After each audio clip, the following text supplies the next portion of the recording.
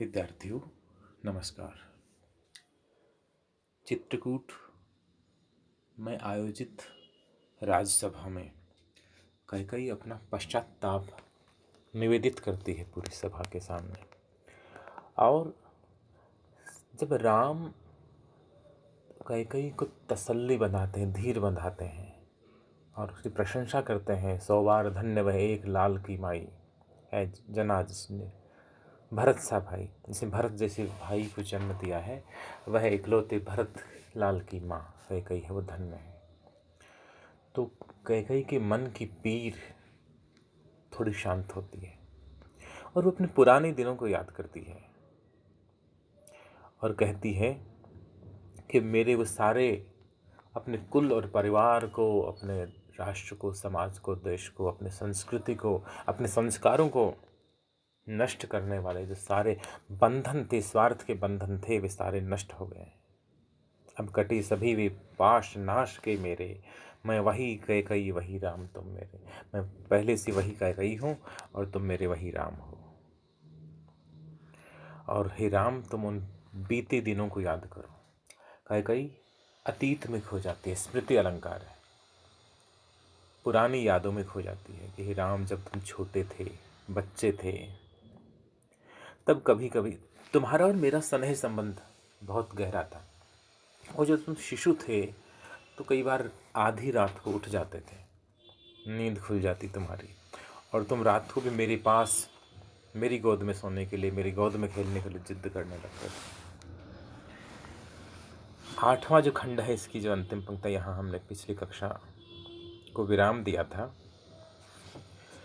होनी पर बहुधा अर्धरात्रि अंधेरी, जीजी आकर करती पुकार थी मेरी।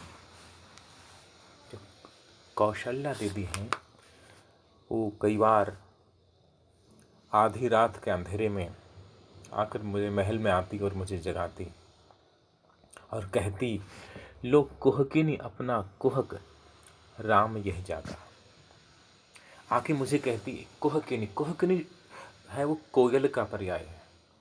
कोयल की ध्वनि को, आवाज को कुहक बोलते हैं। अब कैकेयी का स्वर मधुर है और कौशल्या कहते हैं कि तुमने अपनी मीठी बातों से राम को ऐसा सम्मोहित कर लिया है, राम को अपनी ममता लुटा लुटा के तुमने इतना अपना बना लिया है कि तुम्हारी आवाज सुने बिना ये सोता नहीं है। तुम तो कोयल जैसी मधुर बोलती हो, एक कुहकिनी, ये मधुर बोलने वाली कैकेयी, ये वाणी की जादू से सम्मोहन रचने वाली कैकेयी। लो कुहकिनी अपना कुहक, अपने इस कुहक को, अपने जादू को, अपने शिशु को संभालो, राम यह जागा। लो तुम्हारा राम जग गया है। निज मझली माँ का स्वप्न देख उठ भागा। नींद में सोया था और इसने अपनी मझली माँ, बड़ी कैकेयी है, छोटी सुमित्रा है, और मझली माँ है, बड़ी जो कौशल्या माँ है, सबसे छोटी सुमित्रा है, और मझली बीच वाली माँ है, वो है कैकेयी। निज मझली, निज यानी अपनी मझली माँ का स्वप्न देख उठ भागा। राम सो रहा था, सोते सोते में इसने तुम्हारा सपना देखा और नींद खुल गई और फिर जिद्द करने लगा, भाग गया नहीं बिस्तर से उठ करके कि नहीं, मैं मझली माँ के पास जाऊंगा, मैं कैकेयी माँ के पास जाऊंगा। इस तरह न जाने कितने ऐसे किस्से हैं, दिन प्रतिदिन की इतनी कैसी कौन कौन सी यादें हैं जो ये सिद्ध करते हैं, राम तुम मुझे बहुत प्रिय थे और मैं भी तुम्हें बहुत प्यारी थी। लेकिन वह समय ऐसा है, पता नहीं मेरी कैसी बुद्धि फिर गई कि मैंने अपने सारे जो स्नेह संबंधों को विस्मृत कर दिया। मैं सब कुछ भूल गई और मैं स्वार्थ के वशीभूत हो गई। दरअसल मुझे भ्रम हो गया था, भ्रम हुआ भरत पर मुझे व्यर्थ संशय का। मुझे भरत पर संशय हो गया, संदेह हो गया कि जब सारा राज्य राम को मिल जाएगा, राज्य का उत्तराधिकारी राम हो जाएगा, और राम के सबसे नज़दीक लक्ष्मण है, लक्ष्मण ज़्यादा नज़दीक है, तो अन्य जो शेष अधिकार हैं वो लक्ष्मण को मिल जाएंगे, मेरा भरत उपेक्षित हो जाएगा। और मेरी दासी मंथरा ने भी मुझे यही सिखाया कि यदि ऐसा होता रहा तो मेरे सामने बड़ा संकट खड़ा हो जाएगा ऐसा मुझे लगता था। पर भ्रम हुआ भरत पर मुझे व्यर्थ संशय का, लेकिन मैं भरत पर व्यर्थ संशय किया, मैंने झूठा संदेह किया, मुझे ऐसा नहीं करना चाहिए था। किंतु भ्रम हुआ भरत पर मुझे व्यर्थ संशय का, झूठे संदेह का भ्रम हो गया, और प्रतिहिंसा ने ले लिया स्थान तब भय का। पहले मुझे भय था, आशंका थी, हालांकि वो आशंका झूठी थी कि कौशल्या ने राजा दशरथ को कुछ सिखा पढ़ा दिया है, इसलिए मेरे बेटे भरत को तो ननिहाल भेज दिया और पीछे से राम को राजा बनाने की सारी योजना बना ली। अब भरत को जब पता चलेगा, भरत का जीवन तो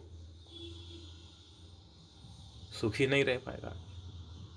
इसलिए जो मुझे डर था कि भाई राम राजा बनेगा, मेरा बेटा उपेक्षित हो जाएगा, उसकी पूरी जिंदगी किस तरह बीतेगी, बिना अधिकारों के बीतेगी, तो मेरे मन में एक प्रतिहिंसा जाग पड़ी, हिंसा के बदले हिंसा, कि जो कौशल्या ने और राम आदि ने मिलकर के षड्यंत्र क्या हो सकता, राम पे तो संदेह नहीं रहा होगा, लेकिन कौशल्या ने राजा दशरथ को सिखाया होगा, दोनों ने मिलकर षड्यंत्र किया मेरे भरत को अलग थलग कर देने के लिए, इसलिए मैं बदला लूंगी, ये प्रतिहिंसा है। इसलिए प्रतिहिंसा ने मेरे भय का स्थान ले लिया और बदले की आग में जलती हुई मैंने वो दोनों वरदान मांग लिए। राजा दशरथ ने बहुत अनुनय विनय की, अन्य सारे लोग ने भी बहुत अनुनय विनय किया, खूब समझाया, लेकिन मैं नहीं मानी। और तुम पर भी ऐसी भ्रांति भरत से पाती, तो उसे मनाने भी नहीं यहाँ मैं आती। भरत पर मुझे संदेह हो गया था, किंतु तुम पर कोई संदेह नहीं था। अगर तुम पर भी मुझे संदेह होता तो आज मैं यहाँ मनाने के लिए तुम्हें नहीं आती।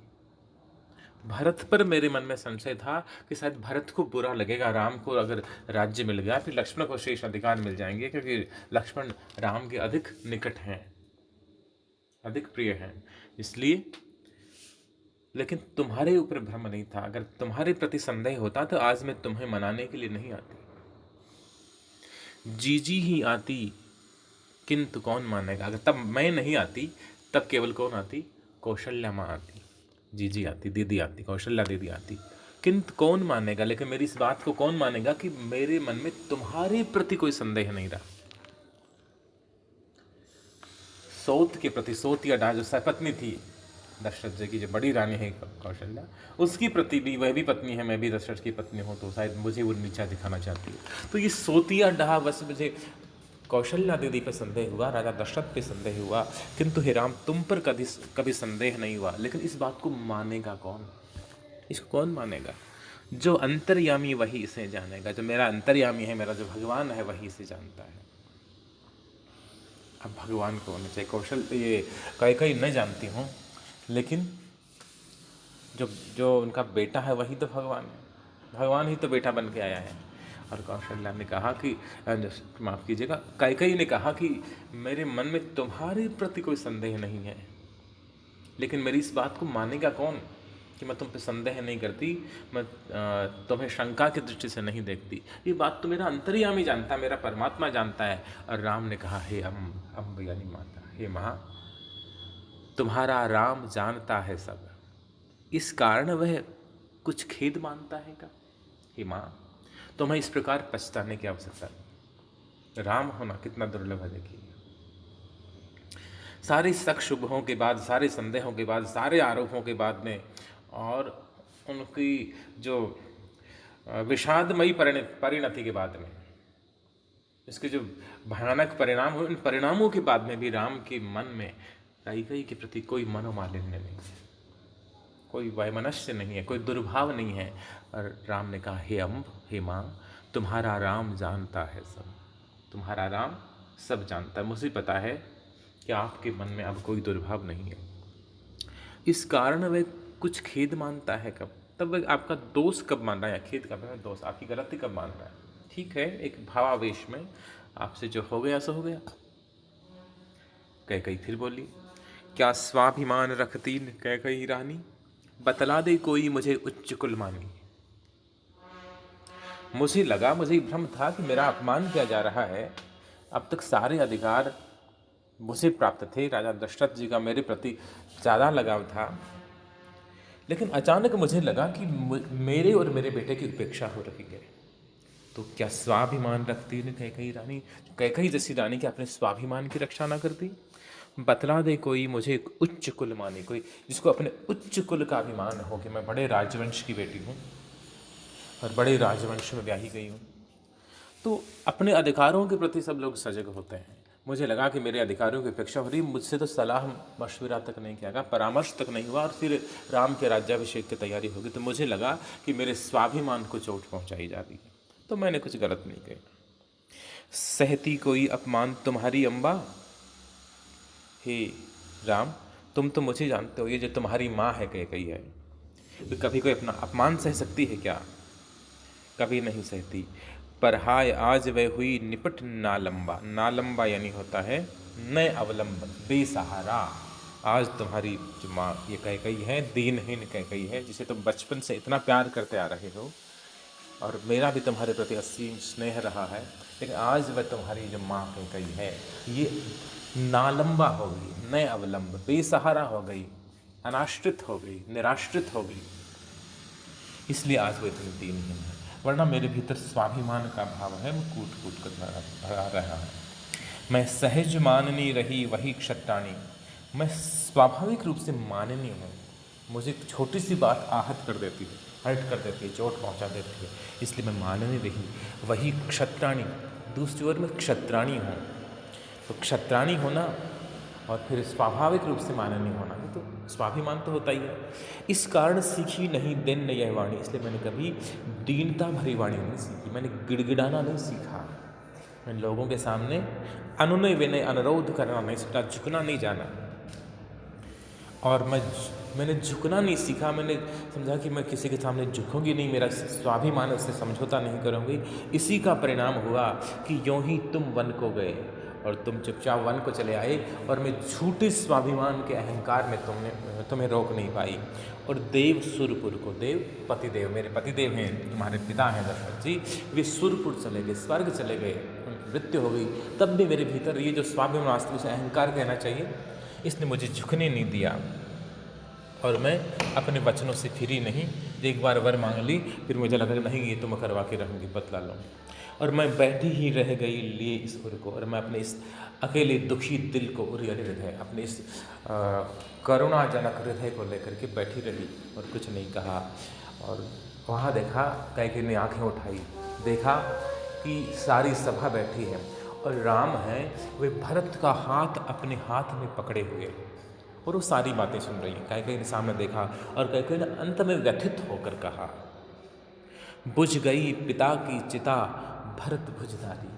भरत भुजधारी, अरे भरत का हाथ पकड़कर, भरत का हाथ थामने वाले राम, तुम्हारे पिता की चिता भी बुझ गई, तुम्हारे पिता की मृत्यु हो गई, उनका अंतिम संस्कार भी हो गया।